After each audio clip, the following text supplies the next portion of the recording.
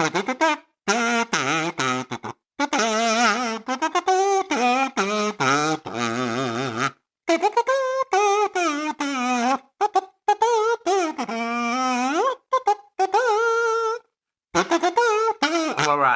that's enough of that.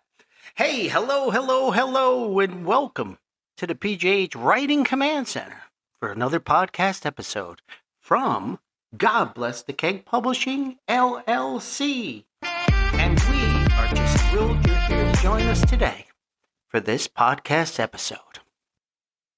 And we are just in a fantastic mood here today. The weather has changed around, finally.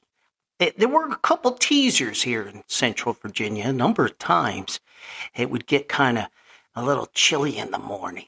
It just tease you. And yesterday, oh my goodness gracious, summer came back with a vengeance.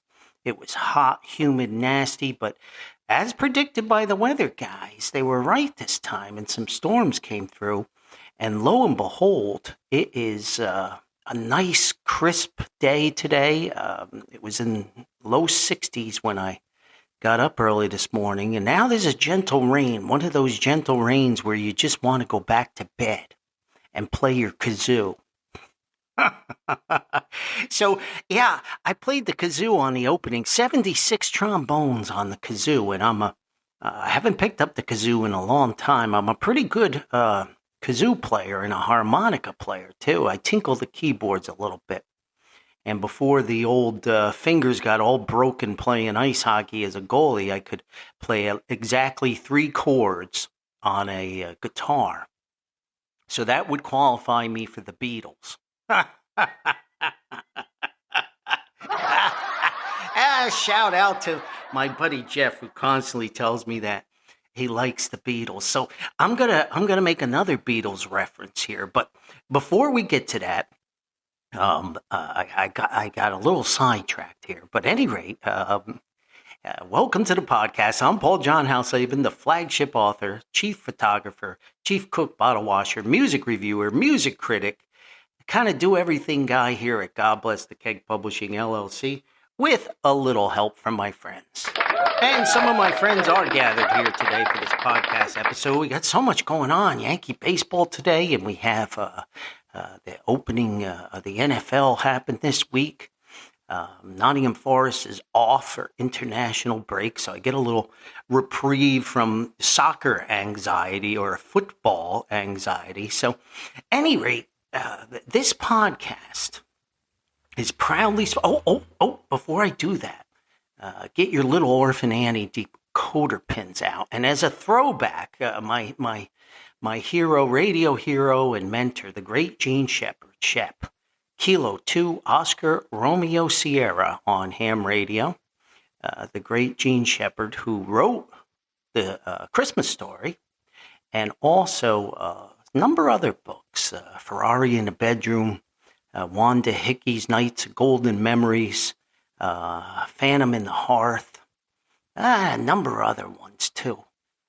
In God We Trust, All Others Pay Cash. But anyway, Shep was on WOR radio when I was a kid in 710 on the AM dial in New York. And Shep used to play the kazoo quite a bit.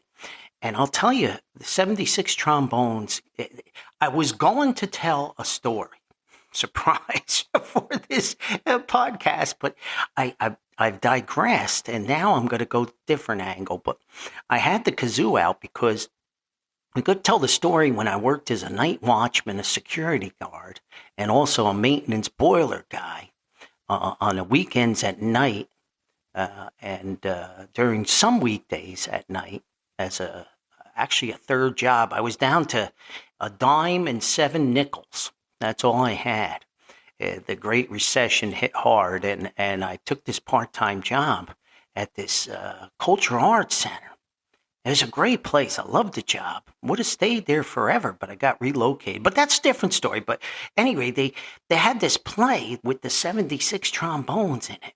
And at one point, because I'd have to stay in the lobby and watch for evil, dark, shadowy figures, and I'm in the lobby, and they put the musical on, and they came through the lobby with all their instruments playing 76 trombones. And the musical was a big hit. It was a sellout crowd. So they kept going and going, and they kept doing the same musical. And it seemed like every single shift, I got stuck with the play with the 76 trombones. And they would come parading through the lobby at one point to go around to the back of the house of the theater. So to this day, I got my kazoo here. I can't stand 76 trombones. It's like Octopus's Garden. Anyway, get your little Orphan Annie decoder pins out. Thank you, Shep. And we are proudly sponsored here by Corporate Facilities Group Incorporated, the leader in technical consulting, facility maintenance, facility management, property services, property maintenance throughout America. And now, CFG Incorporated is proud to announce a new department, a new initiative, headed up by the amazing Steve McMillan. Let's give it up for Steve. All right, Steve, good job. And Steve is heading up pre-construction services, estimating for all your residential developments, residential projects, light commercial projects. So before you spend a ton of dough and you hire those contractors, you might want to drop a dime on old Steve Aruski and let him look at that scope and make sure you're getting the value you need. So check him out on the web at www.corporatefacilitiesgroupfigure1, that's the number 1.com. www.corporatefacilitiesgroup1.com. And on the podcast website, there's a little link, Hoosie. You can scroll down, click on that guy, and that guy will take you over to the website too. So we thank Lydia, Steve, and Liliana at CFG Incorporated for having faith and proudly sponsoring this podcast. Thank you very much. So today, I'm gonna pull the old Shifter Rooski here. And like I said, I was going to tell a story, but here's what happened. So on the podcast, you got to buy time with the hosting guy, you see?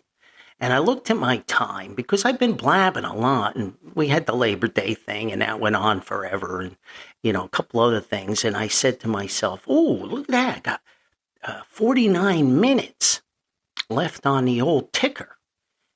For the period, the billing period. So I said to myself, oh my gosh, you know, I can't waste that because the billing period comes up in a couple days. So anyway, so I said, well, you know, I'm going to get the kazoo out and go tell that story because there's a really great story about me working at that art center, and it has to do with my efforts at art. So I'm going to hold that for a little bit because I looked at the 49 minutes and I said, oh my gosh, wow. Okay, that story's a good story, but I don't want to do a music review. I got a bunch of stuff in the queue there. So I'm going to be guilty of what I, as a music critic and music reviewer, would flip my lid at bands when they would put a filler. They put a filler song, you know, to fill out the long player. Maybe on the old records, they had to have so many cuts. And then on CDs, they got to have so many cuts in the old days. So some people would call them throwaway tracks. They just put this song that they knew was trash. And they'd throw it on to the record to make it the whole length they needed to press the music. So, you know, nobody had more fillers than their own admission. I'm sorry, Jeff, the musical magician Jeff, my buddy Jeff. I'm sorry, nobody had more fillers and admitted it than the Beatles. They absolutely had more. Yes. All these garbage tracks they would put on, like on the White Album, just to fill it out. Even John Lennon, I forget the one song. I was just reading an article the other day, and he said, oh my gosh, what a trash filler. I just recorded it, and we put it on there to fill out the album. So anyway, I'm guilty myself. Here I am. I'm going to do a filler episode because I've got to get this 49 minutes done. And the Jets are coming on to lose in an hour or so. So I'm telling you, folks, I'm going to make the prediction. The Jets are lucky they win 6 games this year. and I hope I'm wrong, is a long time suffering, miserable Jets fan. And Aaron Rodgers coming back to the Meadowlands today as a Pittsburgh Steeler, and he going to have some vengeance in his heart. He going to light the Jets up like a Christmas tree. So today, I'm going to answer questions from the mailbag, the Paulie mailbag. And I attempted to do this about 3 or 4 podcast episodes ago, and I blew it. I totally blew it. I answered one bloody question. And I went off into Storyland, and I never got back. And everybody loved that podcast. I got a lot of good positive feedback, and they were like, "Oh, it was nostalgic as usual." And I did a lousy job of answering questions because I hardly answered any questions at all. So I thought to myself, I have this pad here, so let me make a lot of background noise here and get my pad out. Here's my pad. And my pad is my buddy. You see, I put writing notes, musical notes. If I hear a song on, I listen to the satellite radio quite a bit here. And, I put various channels on. And if I hear a song or an artist I like, I jot them down on the pad, you see, and I come back later on. But if people ask me questions, even if they just talking to me in general conversations, I remember them and I put them on the pad. It's an old-fashioned notepad here. And then I get questions come in from the book email, the publishing email, and some of the mail here through the podcast. At any rate, if I'm sitting at the pub having a couple pints of Guinness and people start asking me questions about whatever, I remember and I write them down. So I vowed to do a better job on this podcast. And I'm going to run through these questions.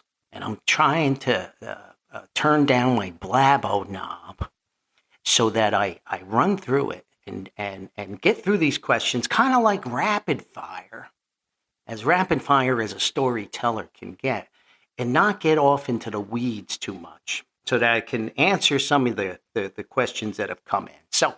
So here we go, and they're not in any particular order.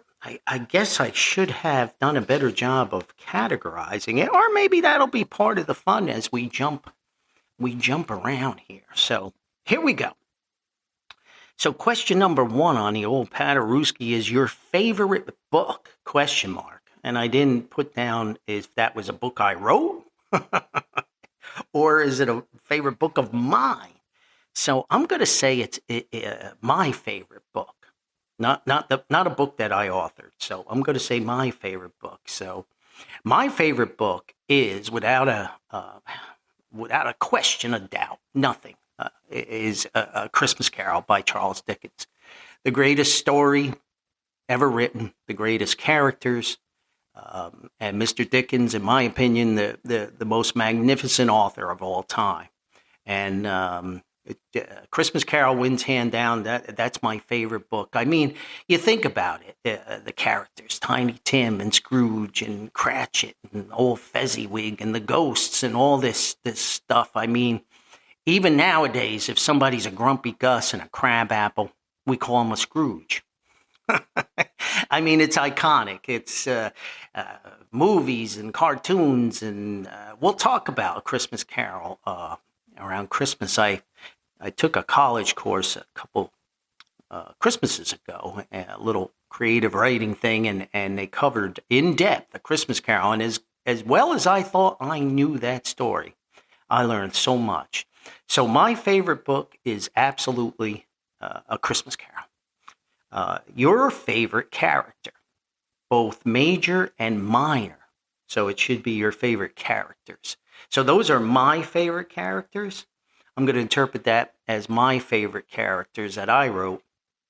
My favorite major character is going to be Harry M. Redmond Jr. from The Adventures of Harry and Paul. Lyle Odell, homicide detective Lyle Odell comes in a strong second. But I'm going to go with Harry, the bombastic, the north of the south of the Paul character. Harry's bombastic, womanizing. He's gregarious, and he's just like omnipresent and loud and into everything and loves life, but really is a very street smart, kind individual. And he's perfect. You have the liberal Harry just going crazy, and you have the conservative Paul trying to reel him in all the time. And so I'm going to go with Harry M. Redmond Jr., my favorite minor character. Wow. I have a lot of favorite minor characters. Sal Zucchini, the mobster, the New Jersey mobster with a heart of gold from The Adventures of Harry and Paul. But I think I'm going to go with Sergeant George Grundy, who later on becomes Lieutenant George Grundy in the Odell series of books. I'm going to go with Grundy. Grundy's the perfect companion to Odell. He's sort of like Watson, but Grundy's he's physical. He's imposing. He's this giant, muscular, heavy set, huge mountain of a man, and he's the perfect companion for Odell. And when there's muscle needed, the criminals always think twice before they decide to mess with Grundy. And Grundy loves to eat. He loves grilled cheese sandwiches at Gulliver's Bar and Grill. He's a major foodie, and he's always hungry and grumbling that they haven't eaten to Odell while they're investigating cases. I love George Grundy, and he's my dear mother, my dear sweet English mom. She's 91, God bless her, and she loves Odell, and she loved this scene. My gentle English mom, she loved this scene. It's in A Gilded Cage, the novel A Gilded Cage, where there's like a struggle, and there's a patrolman there, Larry Hicks, Officer Hicks, and he's pretty burly and strong, and he's got muscles, and he's trying to subdue this Russian mobster who's also a muscle man, and they're kind of wrestling for their weapons, and along comes Grundy.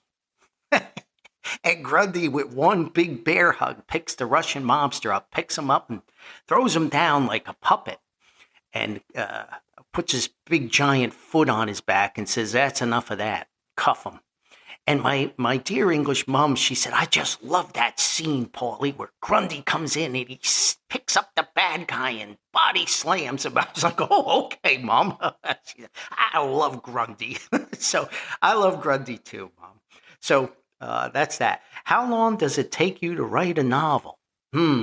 That's a great question, because sometimes I breeze through them. I mean, I don't like writing novels. I prefer short stories. I love flash fiction. I love little blogs.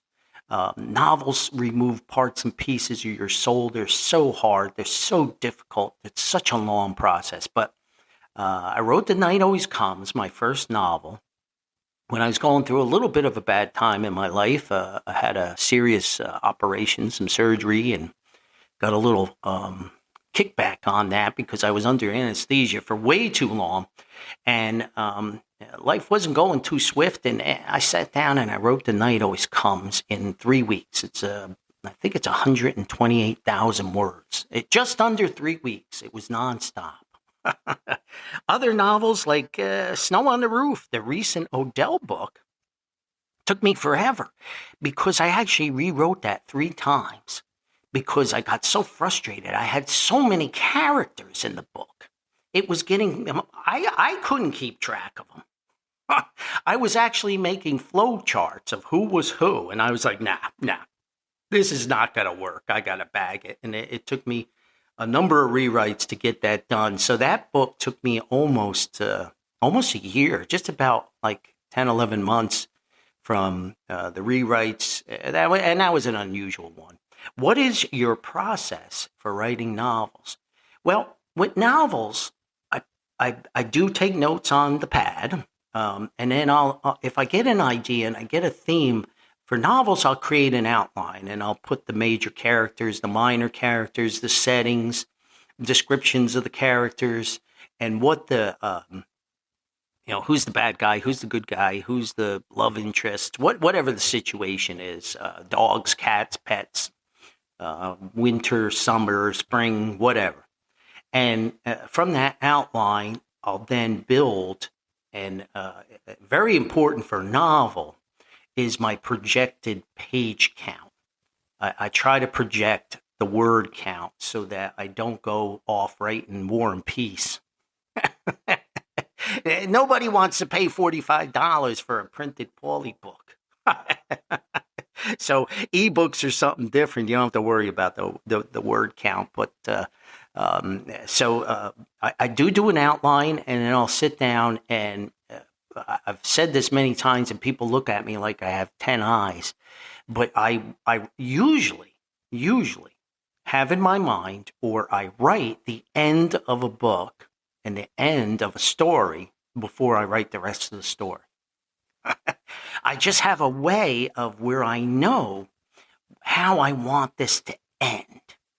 And then I'll write the ending, and it might be a page, it might be 10 pages, it might be a couple paragraphs. And then I'll start the beginning of the book and work my way into that ending and keep referencing the ending while I'm writing. So I would say on an average, with The Night Always Comes being extreme and Snow on the Roof being the other extreme, I would say on an average, it takes me about 3 months to write a novel. And I just published Snow on the Roof, the final Odell adventure, and his final case before he retires and rides off into the sunset. And I swore, I said, no, Paulie, take some time, do the podcast, work on your photography. I got to get the yearly calendar out, and don't get lured into writing. Well, 2 days after I finished the Odell, I got this idea. I was having lunch with my friend Amber, who works with me on my primary source of income, and something popped in my head, and I bounced the idea off of Amber at lunch. It might have had something to do with the couple Manhattans I had. They have a way of all right, that's enough. They have a way of inspiring me. But anyway, I bounced this idea, and she's like, "Oh, Paulie, I love that. I absolutely love that." And we started a conversation. I came home and did the outline right away. So I hope that answers that question. Here we go. Stop blabbing, Paulie. What are your favorite musical bands? Oh, no. I think this is a podcast subject. But, I can answer it. We always go 5-1, with 5 being a favorite band of Paulie and 1 being my ultimate favorite. So I'm not going to do any honorable mentions right now. So let me think real quick. So number 5 is going to be Keen, the English band Keen. Kilo, Echo, Alpha, November, Echo. Keen. Let's see. Number 4. We're working backwards here, Paulie. So let's work backwards. And I'm going to go with number 4 being Yes, the progressive rock band, the great progressive rock band. John Anderson, Billy Bruford, the great Chris Squire, Steve Howe. The classic lineup of Yes is going to be number 4. Number 3 is going to be Jethro Tull, the great Ian Anderson and Martin Barr, and cast of characters and different musicians over the year. I love Tull. So Tull comes in at number 3. Number 2 is going to be the Electric Light Orchestra. Great Jeff Lynne. And once more, I'll mention, people are always amazed that I'm not a fan of the Beatles, but I absolutely love ELO. And other than Mr. Martin, you might consider Jeff Lynne one of the Beatles, particularly for his production work with them and the sound. And of course, John Lennon said that ELO is what we would have sounded like if we had stayed together as a band. And number 1, a little drum roll, a little kazoo. No kazoo. Is Dire Straits. Dire Straits is absolutely, with the great Mark Knopfler, my favorite band, far and away. So there you go. So that answers that. And now we're going to jump over to, let's see, what kind of cameras do you use in your photography? Oh, wow. All right. Well, I primarily shoot with Minolta, my old 35 millimeter films, my SRT 101, the XG7. cut my teeth in photography, and in the primary source of my income, I started at Minolta Camera when I was a young man as a electrician in the maintenance department at their corporate headquarters in New Jersey, and worked my way up through the ranks. And I probably would have just stayed and retired there, but Konica came along and had a different idea.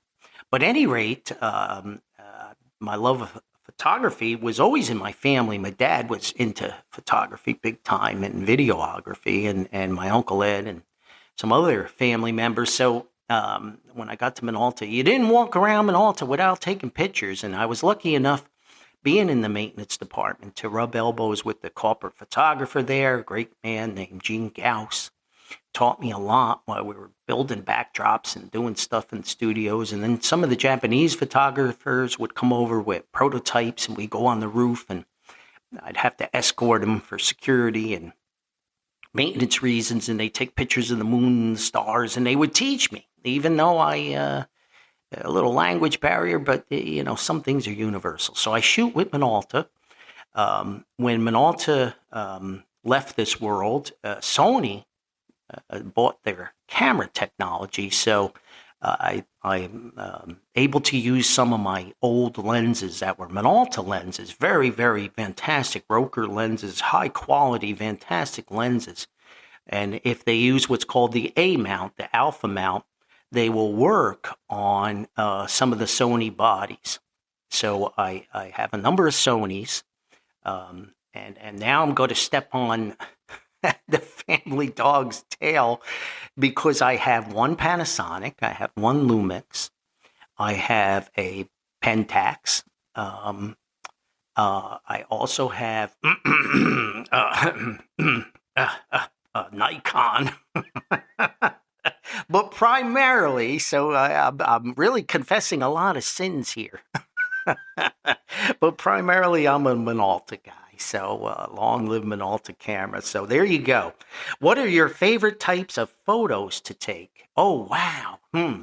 I love landscape. I love sunset, sunrises. I enjoy holiday photography, be it Halloween or Christmas or snow shots, around Christmas, Thanksgiving shots, stills.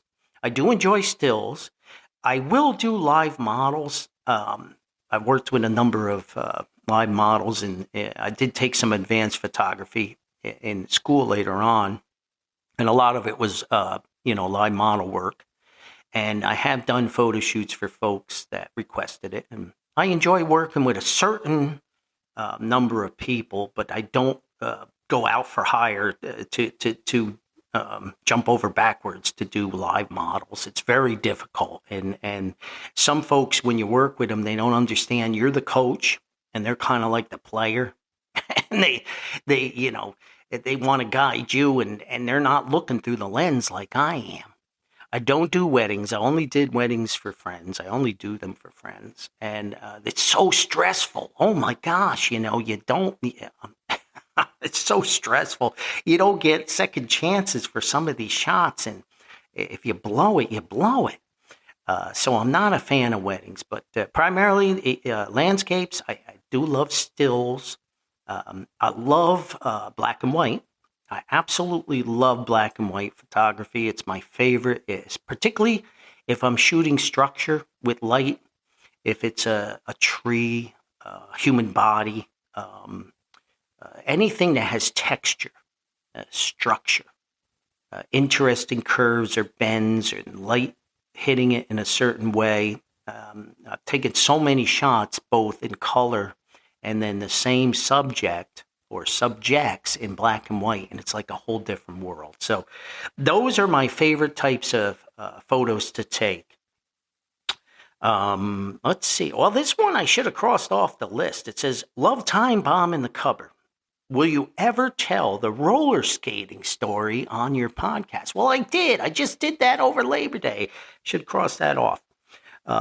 It should still be on the website for a little while. Then we have, why do you write in so many genres? Well, that's a really good question. And I know the person that asked that. I remember that question. So we have fantasy. I've written fantasy, The Quiet Stranger in the Black Hat, the ghost stories. We actually have the fantasy collection, right? Christmas, of course. Oh my gosh, Christmas. You got to write Christmas stories, though. People love Christmas stories. You know, it's nostalgia, and they love that stuff. I have done romance. Only one dedicated, not even one dedicated romance book, novel, where the river bends and curls, actually starts out as a different type of story, and it does kind of progress into a serious romantic thing. And we have the romantic collection, which is a series of shorts that I wrote. So unfortunately, I have to confess to that mess. What else? We have the nostalgia, the Harry and Paul, the old time settings. We have, of course, Detective Odell and his homicide investigations. We have sports. We have military. So yeah, and the short story collections that just go over all different holidays.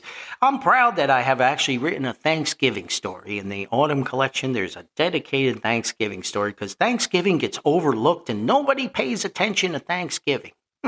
So yay, Thanksgiving. So yeah, I do write in a lot of genres. So to answer the question, after admitting all this, I just write what comes in my head. I'm not a writer that just is like, oh, I'm only ever going to write military. I'm only going to write political thrillers, and then introduce all different little elements of these other genres into my main work. No, if it pops in my head and I want to write it, that's what I'm going to write. If it happens to be around Halloween or spooky season and I write a ghost story, then I write a ghost story. If I write a fantasy story, whatever. If I decide that I'm a little sappy or I had too many of those aforementioned Manhattans and I feel a little like, well, this is not going to end well, so let's do a romantic story. Then I do that. If I want to do sports, I do sports. I just don't limit myself like here on the podcast. We cover all kinds of subjects.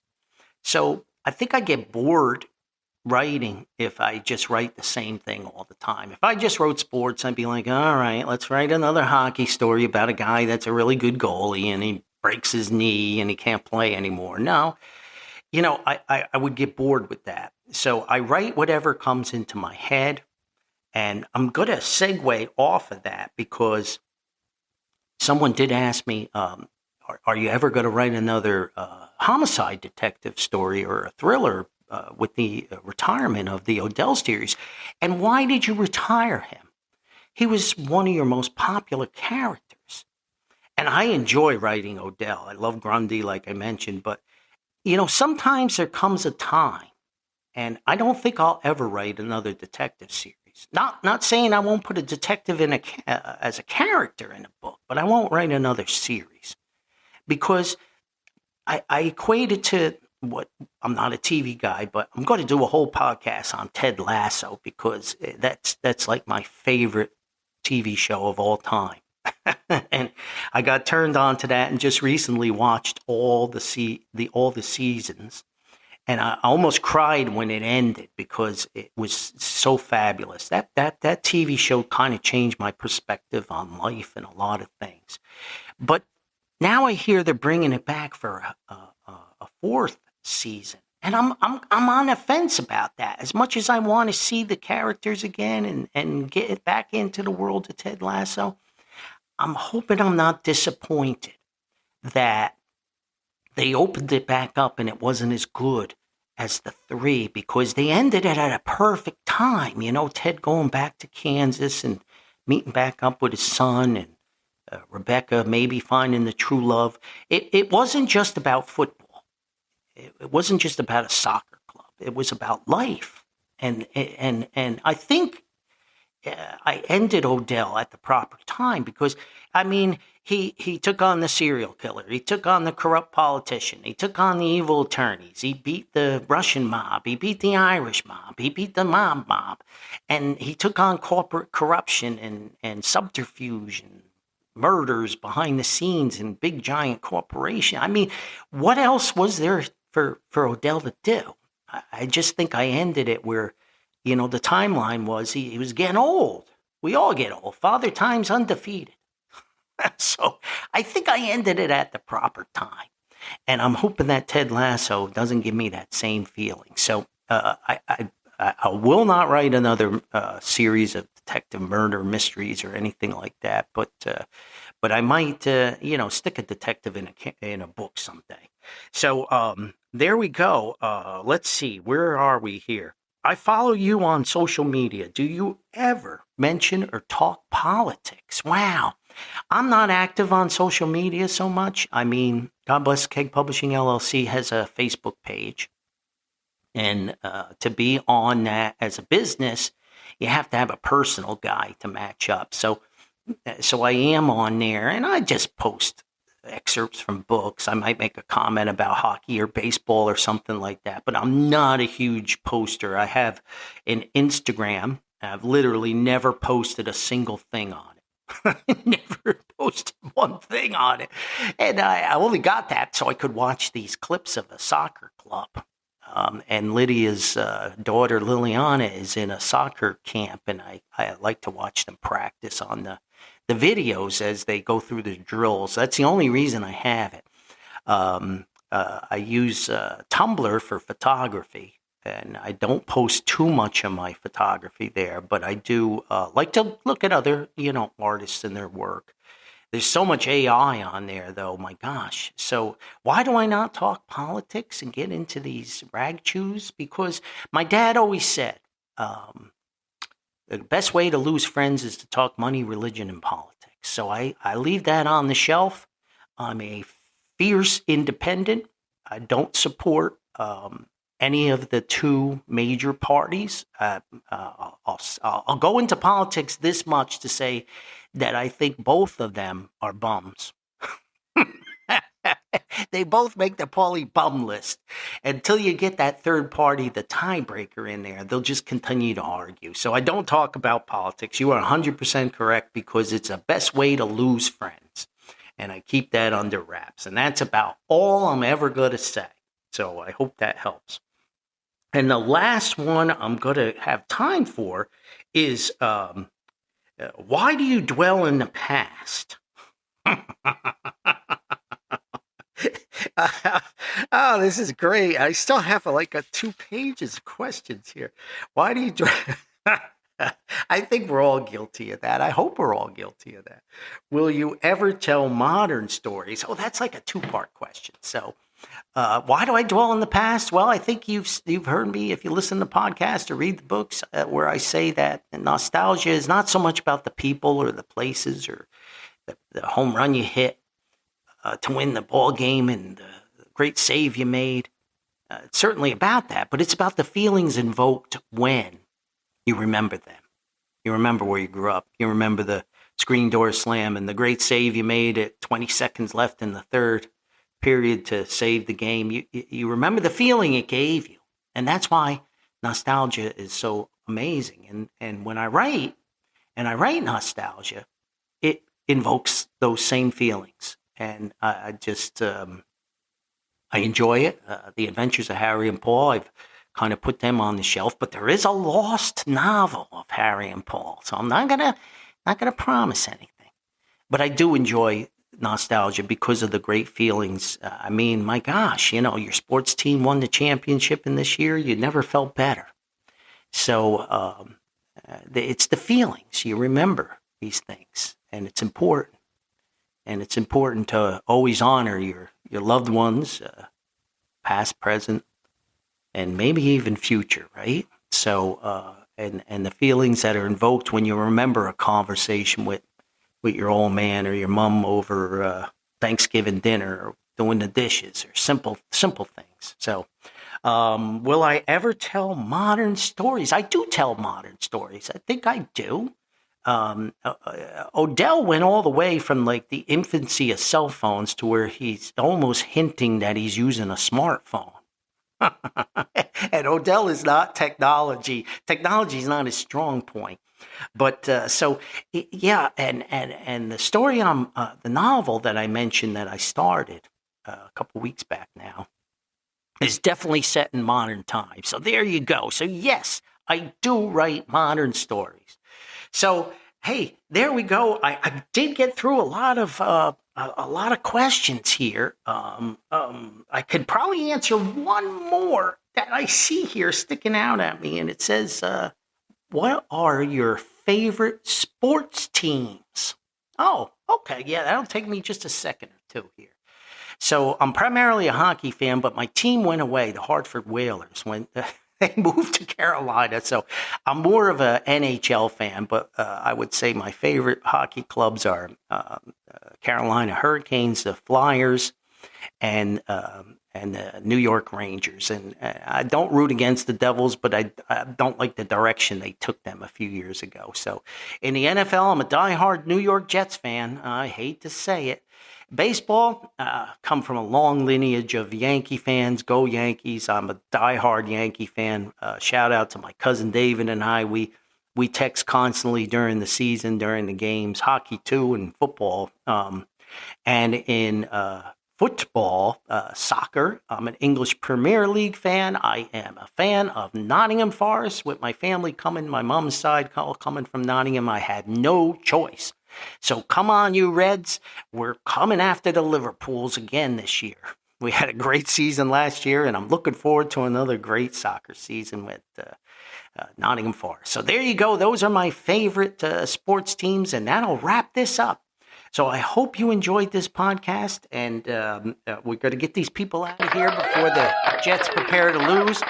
Thank you for tuning in. We really appreciate the support, and keep those questions and emails and fan mail coming, good, bad, or indifferent. I really enjoy reading them all. And thank you so much. And hey, practice kindness. Kindness is cheap. Kindness is for free. Spread it around. It will only make the world a better place. And we really appreciate you tuning in. And we'll see you next time. And remember, all this might be hooey because I'm just a guy from Paterson, New Jersey.